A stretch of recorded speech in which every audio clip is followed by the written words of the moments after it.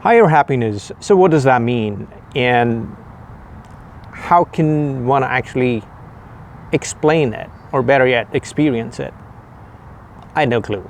Honestly speaking, I had no clue. And all right, God works in higher dimension, we might say. That's usually what most people say.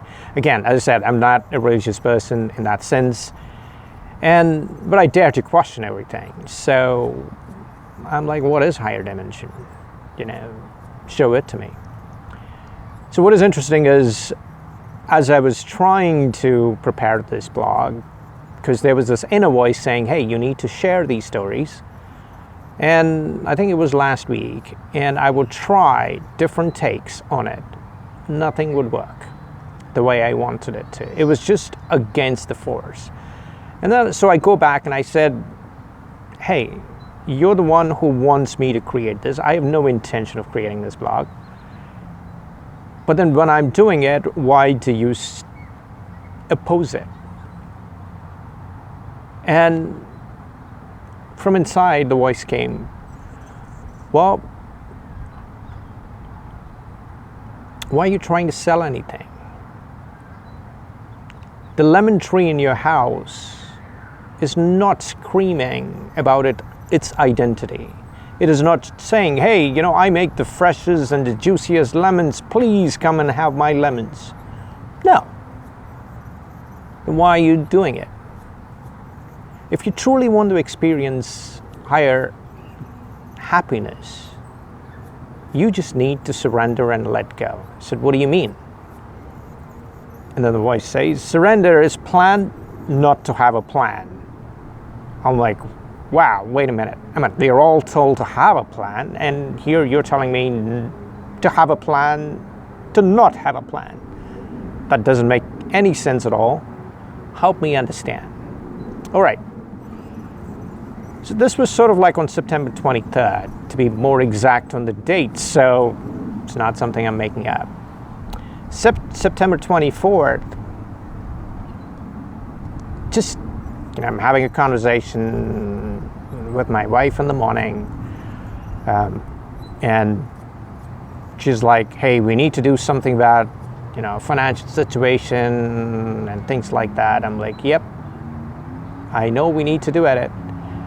And I'm trying to, and I was thinking to myself, God, I'm trying to do something in a higher, better way, but I don't even know what that is.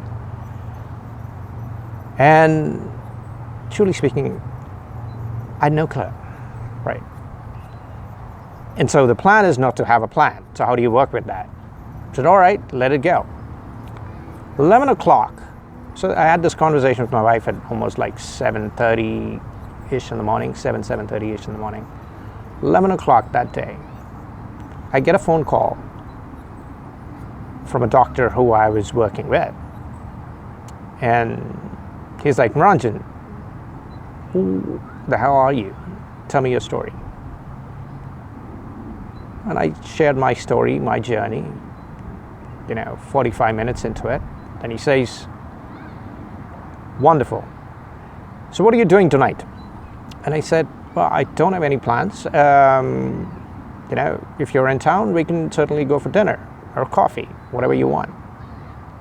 And then he says, better yet, you know what? I'm in LA and I want you to fly down to LA.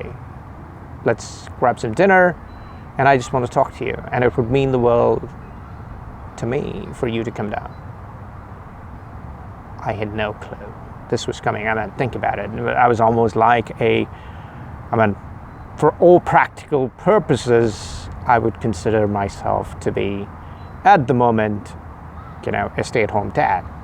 And I'm like, wow, all of a sudden, out of the blue.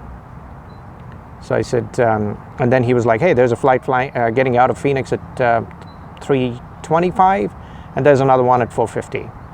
And, you can get back, I'll get you another ticket next day morning, 6 o'clock is the flight, which is direct, and that'll get you back into Phoenix by 8 o'clock in the morning. And you could be, back to your things. So I went back and I wasn't sure what to do about it. So I called my wife and she was like, all right, I can manage things, the kids and all that. So I had gone, picked up the kids, dropped them at home, and I told them that, hey, I think I can do the 4:50 flight. So he got my tickets for the 4:50 flight, and I was on the flight at 4:50 to LA. At that moment, it actually struck to me. There was no way humanly possible for me to think of anything in that dimension. Rationally, not possible for me. And yet here I was on that plane going to LA. And so, long story short, I was back the next day at 8 a.m. But the entire experience gave me a glimpse of the dimensions that are available to us. But there is a sort of a different path to it. And most of us aren't even aware of this. And the biggest lesson I learned from that was to surrender. And surrender was a plan not to have a plan. And let's just think about it. Most of the time, what we do in our life is we try to plan things out. So, by the way, here's what I asked. I was like, all right, you say not to plan, then what should I do? Should I do something? I understand the surrender bit, but what else could I do? And then after I was back from LA, the answer was, what do you think of the word prepare or preparedness? And I was like, what about it? He says, were you prepared to go to LA or did you plan to go to LA? I said, I was prepared to go to LA. He says, that's all you need to do.